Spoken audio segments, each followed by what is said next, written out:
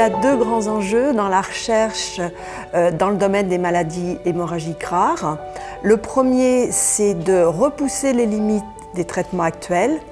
Et le deuxième, c'est de trouver des méthodes pour aller vers la guérison. En ce qui concerne les traitements actuels, le principe de base, il est très ancien et il consiste simplement à remplacer dans la chaîne de coagulation le facteur qui manque. Alors dans le cas de l'hémophilie, c'est le facteur 8 pour l'hémophilie A, le facteur 9 pour l'hémophilie B. Depuis les années 50, on traite les malades de cette façon-là et ça a commencé par des transfusions de sang totales, de donneur à donneur, et au fil des années, le traitement s'est amélioré pour aboutir au traitement d'aujourd'hui qui sont l'obtention de protéines recombinantes.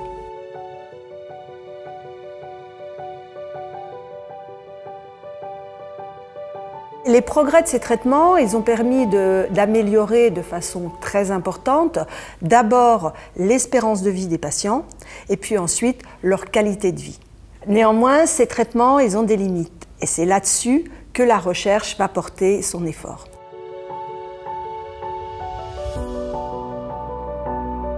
Il est donc important de continuer la recherche pour repousser ces limites et il y a beaucoup de laboratoires dans le monde qui travaillent dans ce domaine.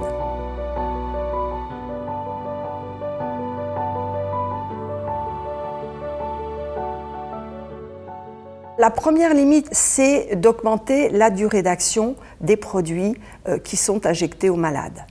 Au jour d'aujourd'hui, des premières molécules sont autorisées au Canada et aux États-Unis et vont arriver très prochainement en Europe.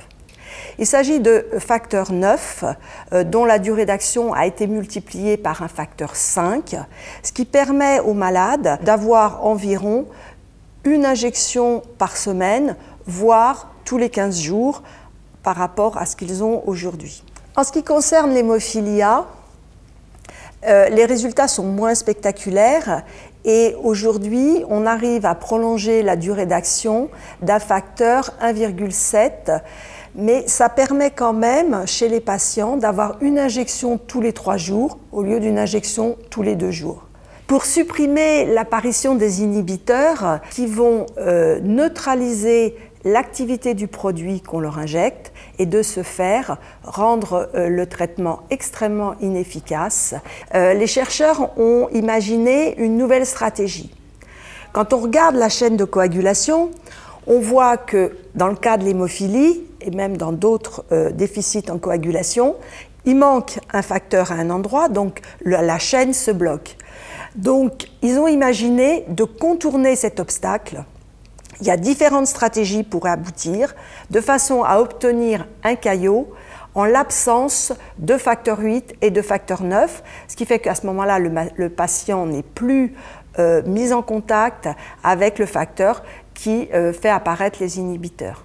L'avantage de ces nouvelles approches, c'est que de par la structure même de ces molécules, elles ont la capacité de pouvoir être injectées en sous-cutané, ce qui évitera l'injection intraveineuse, et elles ont une durée de vie d'une semaine, voire peut-être plusieurs semaines. Alors ces nouvelles molécules, elles sont en essai clinique pour certaines, d'autres sont encore à l'état de recherche fondamentale, mais ça ouvre un grand espoir pour l'avenir.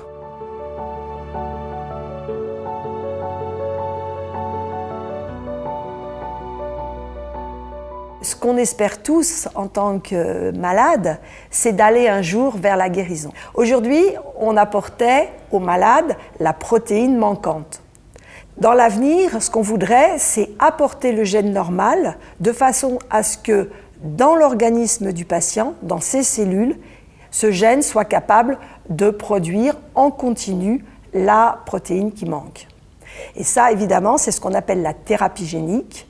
Aujourd'hui, on a une première preuve que le concept est applicable à l'hémophilie avec une publication qui est apparue fin 2011 qui montrait qu'on pouvait appliquer la thérapie génique à des hémophiles B. Dans cette étude effectuée par une équipe anglaise, 6 patients avaient été traités et ils ont tous vu une amélioration par rapport à leur saignement.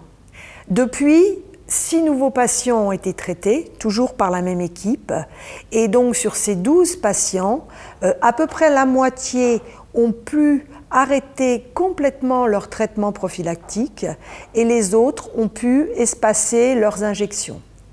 Et maintenant, on a pour certains un recul de 4 ans et le taux de facteur 9 continue à être stable.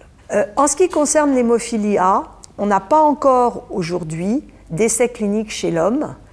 Ça devrait commencer, mais il y a encore énormément de travail à faire dans ce domaine.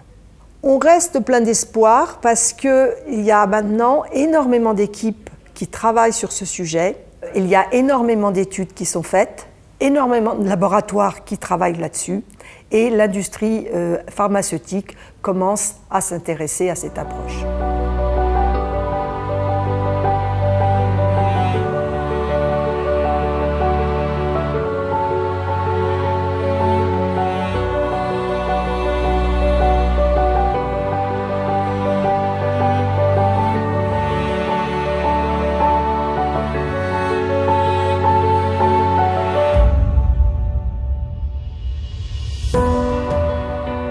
L'AFH s'est toujours intéressé au développement de ces recherches, mais jusqu'à présent n'y a pas participé de façon active.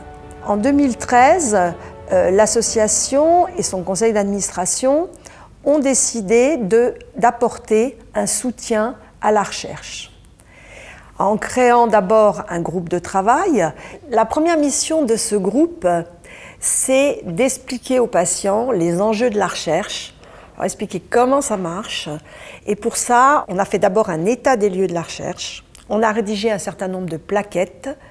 On a des articles dans la revue pour arriver à les informer. Et l'autre versant, ça a été de faire des rencontres entre les patients et les chercheurs sous forme de visites de laboratoire, de discussions avec les chercheurs, même des ateliers. Le deuxième versant, c'est d'organiser des formations directement dans des laboratoires de recherche où là, les patients vont pouvoir techniquement manipuler de l'ADN, des cellules, des protéines pour voir concrètement comment les chercheurs résolvent un certain nombre de problèmes. La deuxième mission de ce groupe a été de créer les conditions pour pouvoir obtenir des fonds permettant de soutenir financièrement des projets de recherche proposés par les chercheurs. Et c'est pour ça qu'on a créé le Fonds de dotation de recherche sur l'hémophilie, le FRH.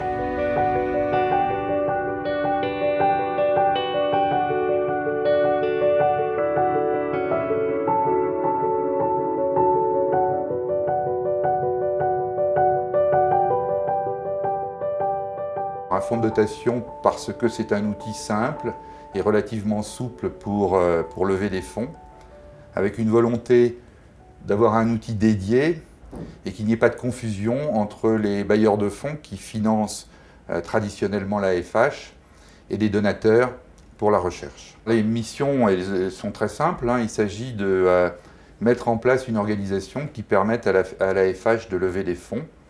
On s'est fixé des objectifs relativement ambitieux de lever 5 millions d'euros dans les 3 ans à venir. L'objectif, c'est de financer des projets. Ces projets sont dans les axes prioritaires, amélioration des traitements existants et création de nouveaux traitements, et seront choisis par le groupe phare qui regroupe des patients et des chercheurs animés par Geneviève Piétu. La volonté de l'AFH, c'est d'apporter des ressources à des équipes de recherche existantes de façon à avoir un effet d'accélération sur des initiatives de recherche qui existent déjà et faire en sorte qu'elles aboutissent plus vite. Il y a plusieurs façons de lever des fonds.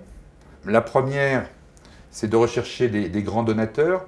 On cherche des entreprises qui puissent être de véritables partenaires de l'AFH ou du fonds de dotation pour la recherche sur l'hémophilie.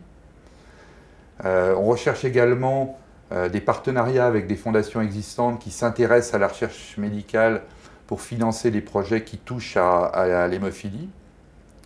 Et puis on essaie d'élargir et d'identifier tous les donateurs potentiels qui peuvent s'intéresser à notre cause.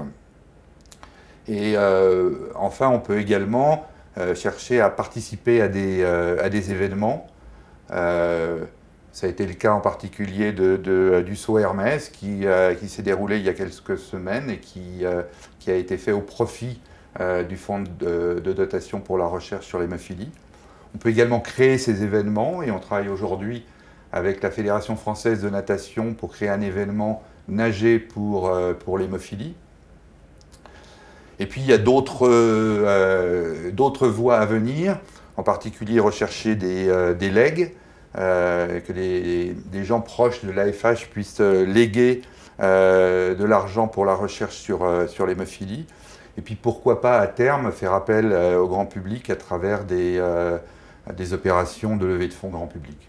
Ça me permet d'ailleurs de faire une sorte d'appel à tous les membres ou tous les proches de l'AFH, car nous aurons besoin de chacun d'entre vous pour à la fois participer au levée de fonds que nous serons amenés à faire, mais également transmettre le message du FRH autour de vous et même nous aider à identifier des donateurs.